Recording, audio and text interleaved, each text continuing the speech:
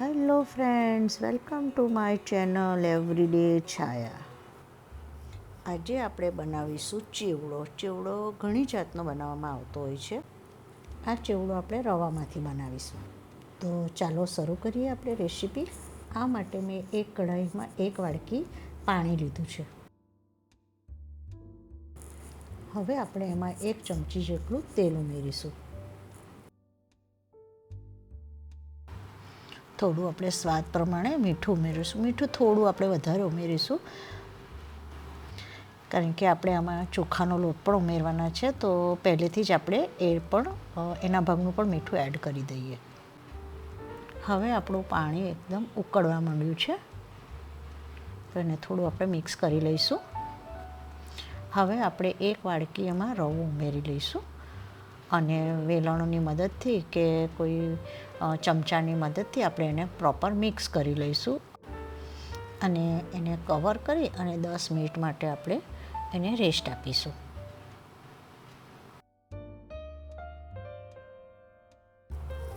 હવે 10 મિનિટ જેવી થઈ ગઈ છે, તો મેં એને એક મોટી કટોરમાં ટ્રાન્સફર કરી લીધી છે અને એમાં 1 વાડકી જેટલો ચોખાનો લોટ એડ કરી અને પાણી ધીમે ધીમે જોઈતા પ્રમાણમાં ઉમેરી અને એનો આપણે સેમી સોફ્ટ જેવો ડો કરી લઈશું. હવે એને આપણે ઢાંકીને થોડીવાર માટે રેસ્ટ કરવા દઈએ.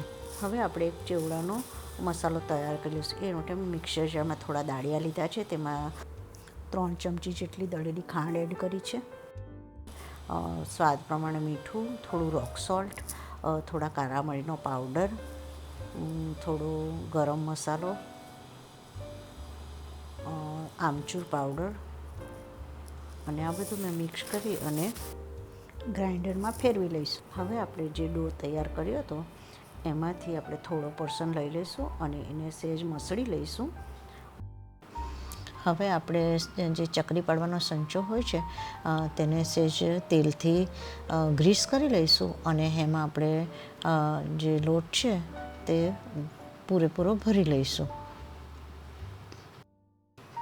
હવે આપણે સંચો બંધ કરી અને ગરમ ગરમ તેલમાં એને ડાયરેક્ટ આપણે સેવ પાડી લઈશું.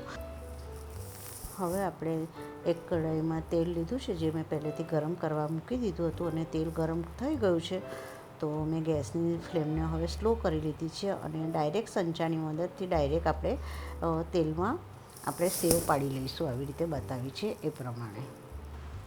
હવે થોડો કલર બદલાય પછી આપણે સેવને ટર્ન કરીશું. હવે તેલમાં ડાયરેક્ટ સેવ પાડવી મને થોડી રિસ્કી લાગે, તો એટલા માટે હું ઓલવેઝ આવી રીતે કોઈ પ્લેટમાં જ પાડી અને પછી જ તેલના કઢાઈમાં ટ્રાન્સફર કરતી હોઉં છું. તો હું આવી રીતે બધી સેવ પાડી લઈશ અને પછી એને બધી તળી લઈશ અને એને કોઈ કાણાવાળી ચાળણીમાં કાઢી લઈશું, જેથી વધારાનું જે ઓઇલ છે તે નીચે નીકળી જાય. આવી રીતે મેં બધી જ સેવને પ્રિપેર કરી લીધી છે.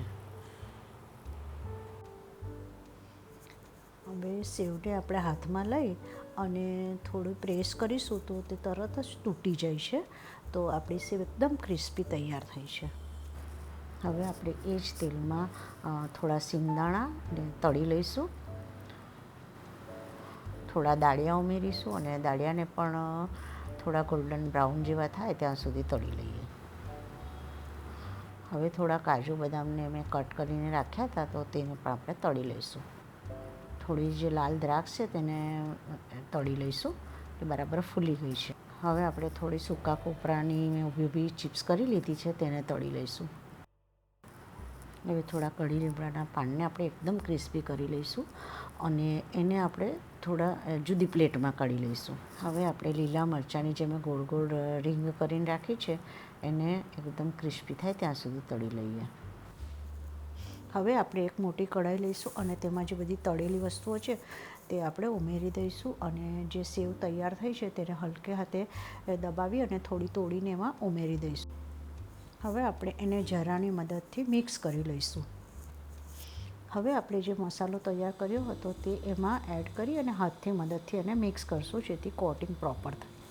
હવે આપણે લાસ્ટમાં જે કઢી પત્તા ફ્રાય કર્યા હતા તે એડ કરશું, જેથી તે તૂટી ના જાય.